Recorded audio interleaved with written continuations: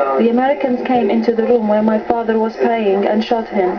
They went to my grandmother and killed her too. I heard an explosion. They threw a grenade under my grandfather's bed. 10-year-old Iman Walid describing the Haditha massacre.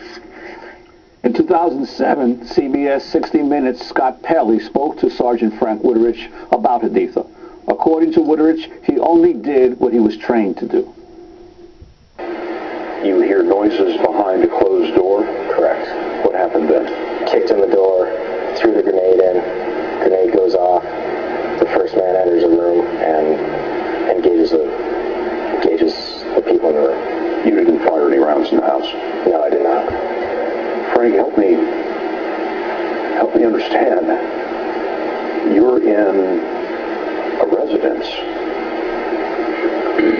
How do you crack a door open and roll a grenade into a room? At that point, you can't hesitate to make a decision. Hesitation, equals being killed.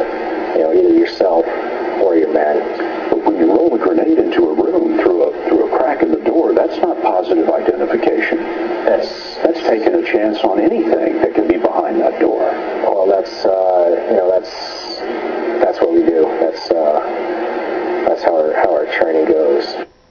That was Sergeant Frank Wuterich in 2007 on CBS's 60 Minutes. It is the only interview he has ever given on Haditha. Well, for more, we're joined by Tim McGurk in Berkeley, California. In 2006, he broke the story of the Haditha massacre. He's Time magazine contributor, managing editor of the investigative reporting program at UC Berkeley. Tim McGurk, welcome to Democracy Now! Go back to 2005 and talk about also what happened this week, the final sentencing.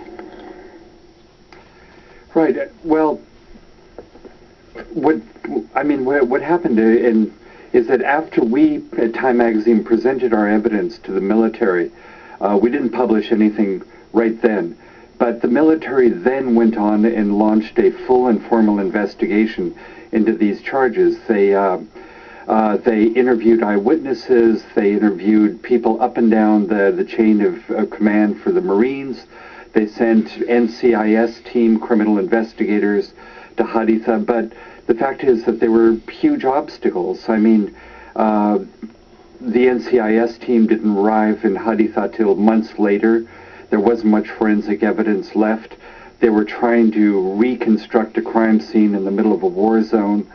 And also, there was the understandable reluctance of the Iraqis to come and testify in person, or even to exhume the bodies and send them back to the States for autopsy. Those things just aren't done under Islamic traditions. So those are huge obstacles, really.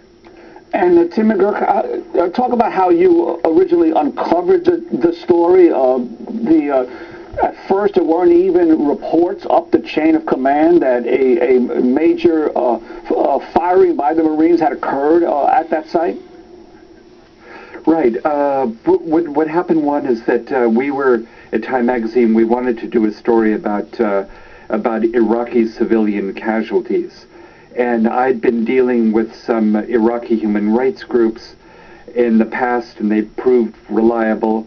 And they came to our office. They showed me and my colleagues a video of just carnage, of terrible scenes that were described earlier. And on the basis of that, I checked up and I did a Google search, really, and I said, well, what have the Marines said about this incident? And the incident said, well, there was a roadside bomb. It killed Terrasas, it wounded another Marine, and it also killed a good number of Iraqi civilians who were standing by. And I noticed from the video that most of these people were in their pajamas, in their night clothes. And that seemed a bit strange to me. And then the shots also showed, as you described, bullet pock marks on the inside of a room and bloody floors and things. And I wondered, well, how is it that if this supposedly happened out in the street, that there was so much carnage inside these houses? And then we found out that there there was that young girl that came through on the interview. We brought her to Baghdad because at the time it wasn't deemed safe for us to travel to Haditha. It was in the middle of a war zone. We interviewed the girl who was an actual survivor only because her mother threw her body in front of the girl and her younger brother when, as Wuterich explained, a grenade was rolled into the room, and then there was shooting that happened in that room. So then we went back. We found out that the girl in the room, the survivor, that she'd actually been shot with an American shell. We had those sort of details from the American hospital, military hospital, that she was helicoptered to. So that's the sort of evidence that we presented to the military before we even started thinking about publishing. Tim, what was your reaction to the verdict? And not just this verdict, but all of them. Who has been tried? I mean, honestly, Amy, I was dismayed. I sort of thought, here is a case where there were 24 unarmed Iraqi civilians, most of them in their homes, and they were killed. The fact is that there was never established that there was any gunfire coming from these houses where these people were cowering in fear. And I think what I also take away from this is that in Iraq and in Afghanistan, I've been to reporting in both places, is that the military reacts very strongly and issues stiff sentences if there's examples of criminal behavior, murder and the like. But if it's a case of a combat situation, I think the military cuts the men a lot of slack and gives them the benefit of the doubt that these things happen in the chaos of the battlefield.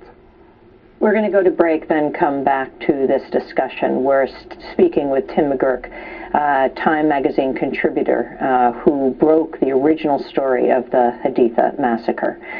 This week, the last of the U.S. soldiers involved with that killing was sentenced. He got no jail time. This is Democracy Now!, back in a minute.